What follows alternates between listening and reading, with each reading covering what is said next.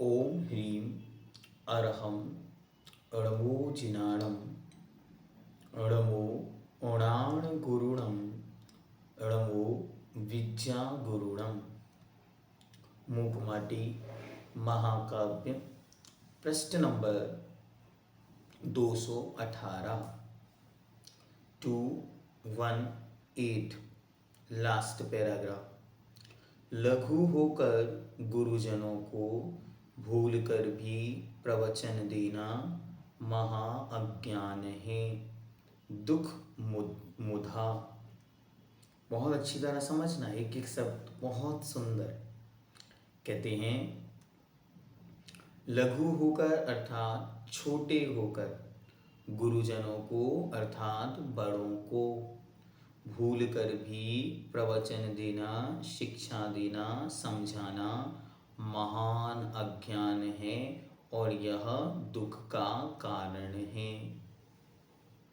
तो क्या करना? परंतु गुरुओं से गुण ग्रहण करना, यानी शिव पथ पर चलेंगे हम, उन्हें यूं वचन देना। हमेशा क्या करना? हमेशा उन गुरुजनों से सतपथ की शिक्षा ग्रहण करना और उनके जो गुण हैं उन गुणों को ग्रहण करने का पुरुषार्थ करना।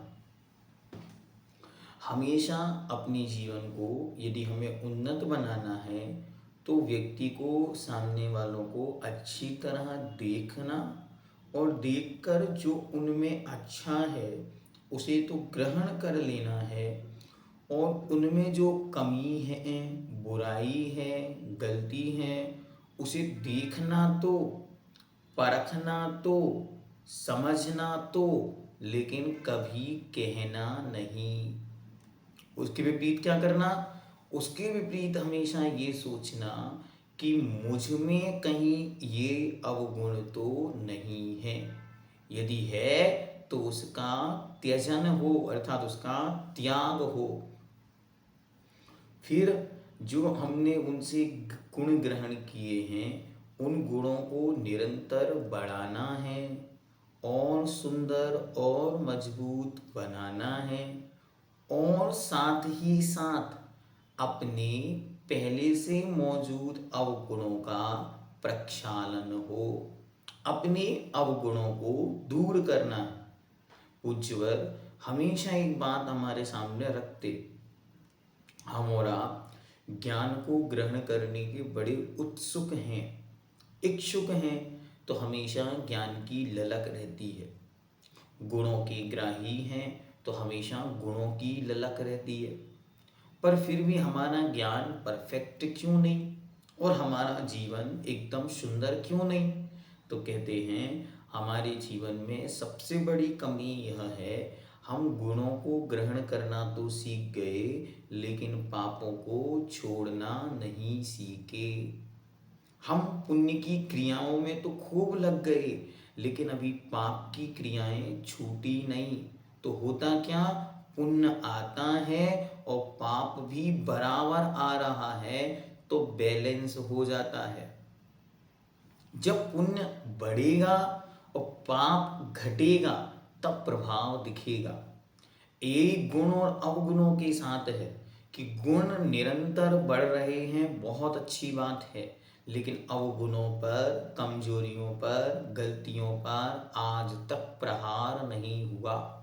क्या करते आए? निरंतर गुणों को ग्रहण करने के लिए खूब पुरुषार्थ करते, लेकिन अवगुणों पर कोई रोक नहीं, अवगुणों को दूर करने का कोई उपाय नहीं, अवगुणों को अवगुण मानने तैयार नहीं।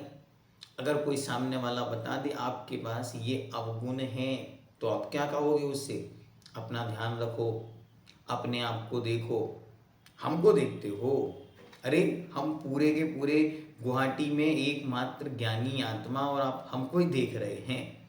हाँ, ऐसा भाव मन में आ जाएगा। क्यों आएगा? क्योंकि हमारे अंदर अवगुणों का ऐसा संग्रहालय हो चुका है कि हम अपने आप को कमजोर स्वीकार करना ही नहीं चाहते। और वास्तविकता क्या है? वास्तविकता यह है कि जैसे जैसे पुण्य बढ़ रहा है वैसे वैसे पाप को भी कम करना है। जैसे जैसे गुण बढ़ रहे हैं वैसे वैसे अवगुण को कम करना है। जैसे जैसे ज्ञान बढ़ रहा है वैसे वैसे अज्ञानता को छोड़ना है, अज्ञानता को नष्ट करना है। तब हमारा जीवन एकदम सुंदर बनेगा। ये बिल्कुल सेम टू सेम ऐसे ही है जैसे आपका इलाज तो चल रहा है, किसका? सर्दी का। अच्छा, हाँ, डॉक्टर के पास जाते हैं, डॉक्टर से कहते हैं डॉक्टर साहब हमको सर्दी हुई। डॉक्टर कहता है बहुत अच्छा, मौसम बदल रहा है तो कम से कम आपके शरीर ने रिएक्ट तो किया, हाँ आप जीवित हैं, इसका लक्षण है कि आपको कोई परेशानी आई है। तो डॉक्टर ने कहा ये औषधि है, इसको लेकर जाओ और आप ठीक हो जाएंगे। 3 दिन बाद फिर पहुंच गया, डॉक्टर साहब आपने कहा था 3 दिन औषधि लो ठीक हो जाओगे, 3 दिन पूरे हो गए अभी तक ठीक नहीं हुआ। अच्छा, डॉक्टर पूछते हैं खाने में क्या क्या खाते हो? बोले जो पहले खाते थे वो अब खाते हैं। तो डॉक्टर कहता है जो पहले खाते थे वो अब खाते थे तो यही खाओ, तुम्हारी बीमारी कभी ठीक नहीं होगी। क्यों? पहले भी हम दही खाते थे और जिस दिन से बारिश हो रही है उस दिन से भी दही खा रहे हैं। तो डॉक्टर कहता है आगे भी दही खाओ, अब तुम्हारे स्वास्थ्य को परमानेंट ठीक होने का समय आ गया है। तो ये क्यों हो रहा है? ये इसलिए हो रहा है क्योंकि हम अपनी कमी, अपने अवगुण और अपनी अज्ञानता की ओर नहीं देखते और बड़ों को प्रवचन देना शुरू कर देते। ये पंक्तियां बहुत सुंदर हैं, फिर से देखते हैं। हमको इतनी पसंद आई ये पंक्तियां क्योंकि ये गुरु महाराज का चिंतन तो है, वो हमेशा इस बात को हमारे सामने रखते, लेकिन हम लोगों को पंक्तियां लिखी कहाँ ये आज तक नहीं मिला। सीखे जरूर हैं उनसे लेकिन कभी भी ये मिली नहीं देखने को। देखो, गुरु होकर, लघु होकर गुरुजनों को भूल कर भी प्रवचन देना महान अज्ञान है। दुख मुधा, मुधा मतलब कारण। कितनी सुंदर बात। पूज्यवर निर्यापक श्रवण मुनिपुंगव सुधासागर जी महाराज गुरु के चरणों में गए, अपने गुरु के चरणों में ऐसे जाकर बैठ गए जैसे वे स्वयं छोटे से बच्चा हैं। अरे महाराज, हमने तो आपको खूब नजदीकी से देखा है, आप तो वो हैं ही नहीं। सब पूछ रहे हैं लेकिन वे कुछ बोल नहीं रहे हैं। क्यों?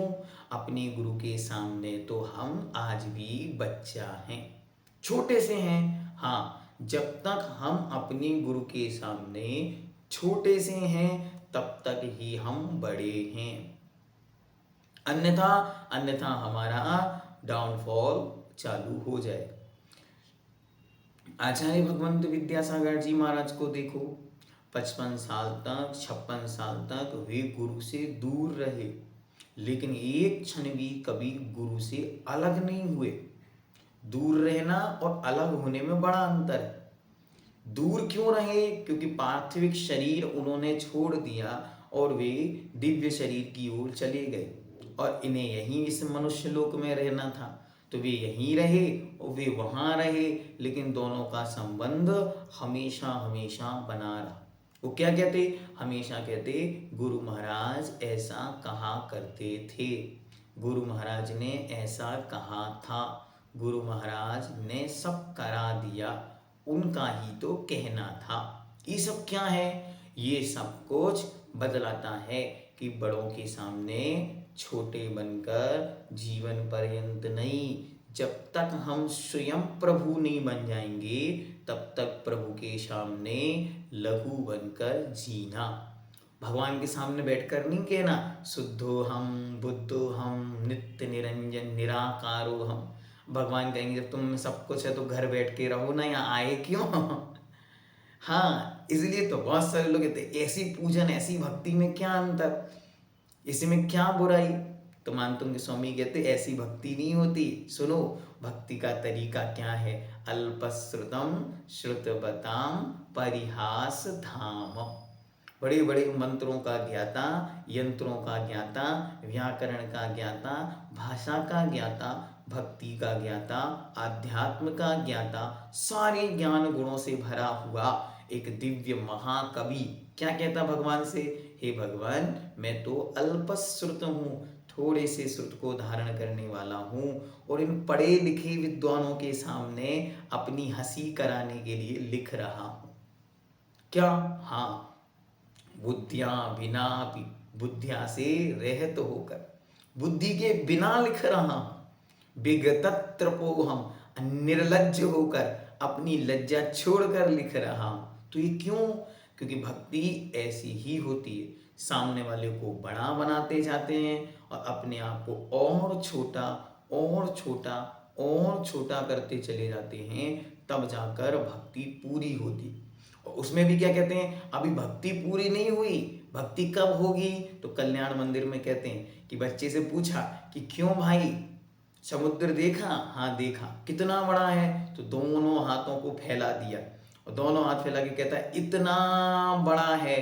तो हे भगवान, जैसे उस बालक ने कहा था कि समुद्र इतना बड़ा है, ऐसे किसी ने पूछा था कि तुम्हारा प्रभु कितना बड़ा है, तो हमने अपने दोनों हाथ फैला के कह दिया हमारा प्रभु इतना बड़ा है। हमारे प्रभु के गुण कितने हैं? जितने हमारे पास शब्द थे। तो हमने अपने शब्द तो कह दिए, लेकिन आपकी महिमा अभी पूरी नहीं हुई है। इसी को समंतबद्ध देव कहते हैं कि हे स्वामी, गुणस्त्रोकम सदल्लंग तत्बहुत कथास्तुति। हे भगवान, थोड़े से गुणों को बढ़ा के कोई कह दे तो हम उसे स्तुति कहते हैं, लेकिन आप तो गुणों के सागर हैं और हमने गुणों के सागर की कुछ बूंदें सामने रख दी, तो अभी स्तुति कहाँ हुई? अरे अभी तो शुरुआत ही नहीं हुई। ऐसी स्तुति होती, और ये स्तुति का तरीका हर जगह आपको प्राप्त होगा। देखो कितना अच्छा, प्रभु पतित पावन मैं अपावन। आप पतितों को पावन करने वाले हैं और मैं पापी हूं, अपवित्र हूं, अपावन हूं। ये क्या है? ये भक्ति है। इसलिए जब जब भक्ति की बारी आएगी, तब तक हमें छोटा होना पड़ेगा और सामने वाला बहुत विशाल होगा, तब जाकर भक्ति होगी। अन्यथा आप घर में रहो बढ़िया से, ओम अहम अहम नमः, बस यही आप करते रहो, बाकी आप कुछ नहीं कर सकते। आगे चलते, गुरुओं से गुण ग्रहण करना, यानी शिव पथ पर चलेंगे हम, उन्हें यूं वचन देना। हमेशा उनके पास जाके ये निवेदन करो, हमें हमारी मुक्ति का मार्ग बतलाओ। क्या कितनी सुंदर पंक्ति लिखी कि वे गुरु महाराज के चरणों में गए और गुरु महाराज को देखा, देखकर क्या किया? चरणों में डिठी दीनी। उनके चरणों में जाते हैं और उनके चरणों में अपनी दृष्टि को झुकाकर बैठ जाते हैं।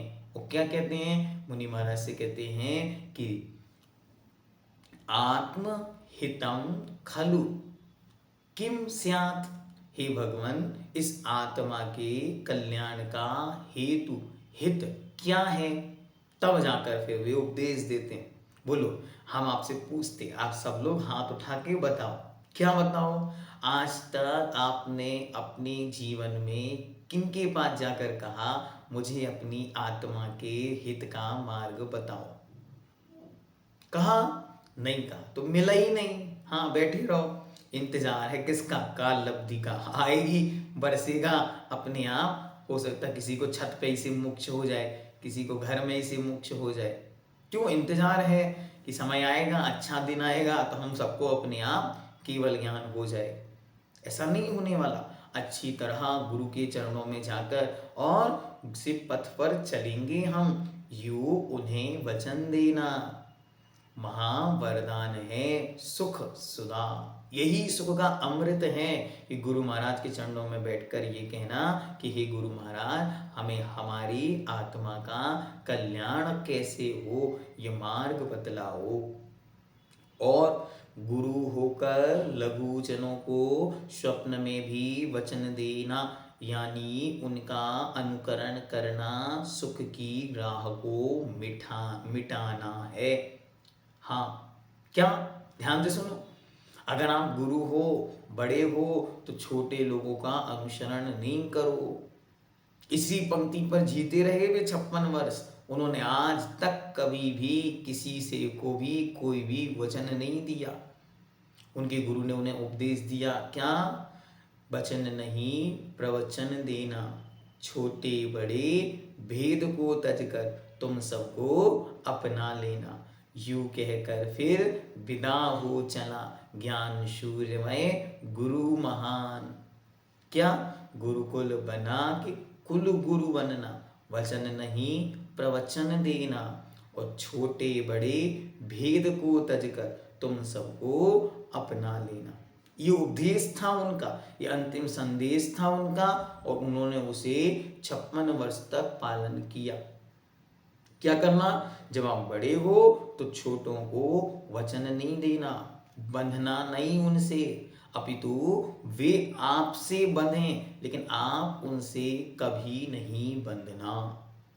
आप उन्हें आज्ञा दें लेकिन उनको संकेत दें। संकेतात्मक आज्ञा होगी तो वे मित्रवत पालेंगे, और आदेशात्मक आज्ञा होगी तो वे शत्रुवत भागेंगे।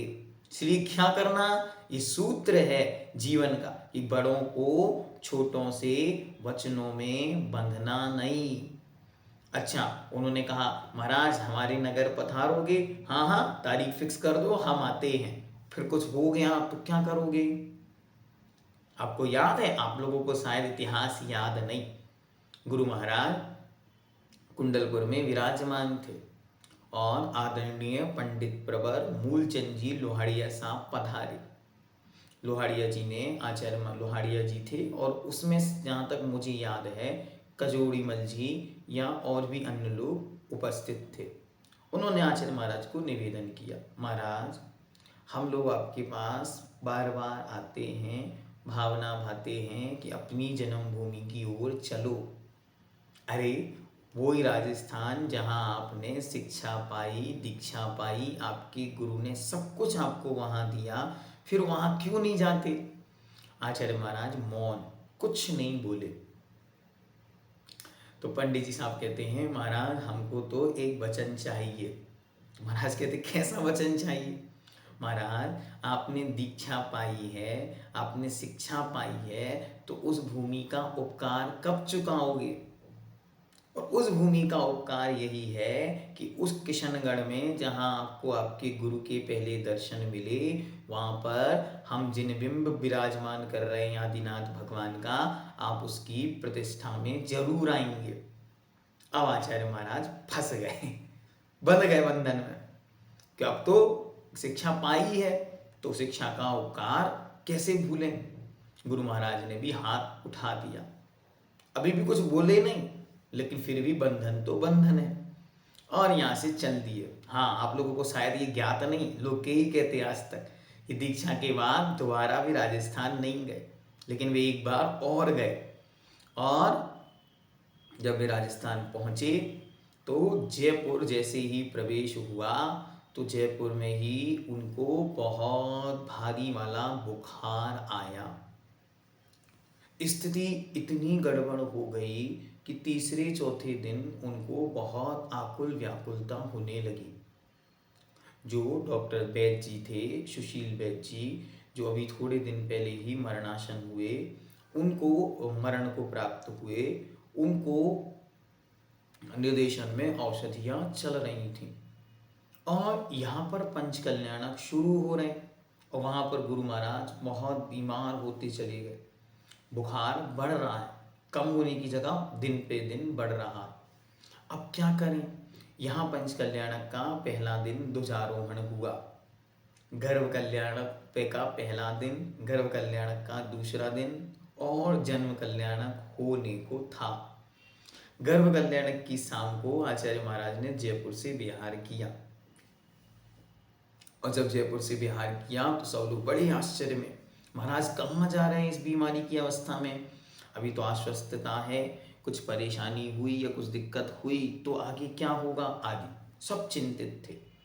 लेकिन गुरु महाराज बिल्कुल निश्चिंत होकर बिहार प्रारंभ कर दी, और रास्ते में धीरे धीरे बुखार कंट्रोल हुआ, और 3 दिन या 2 दिन के बिहार में दूसरे दिन बिहार करते हुए, और दीक्षा कल्याणक के दिन सुबह वे वहाँ पंचकल्याणक में पहुँच गए।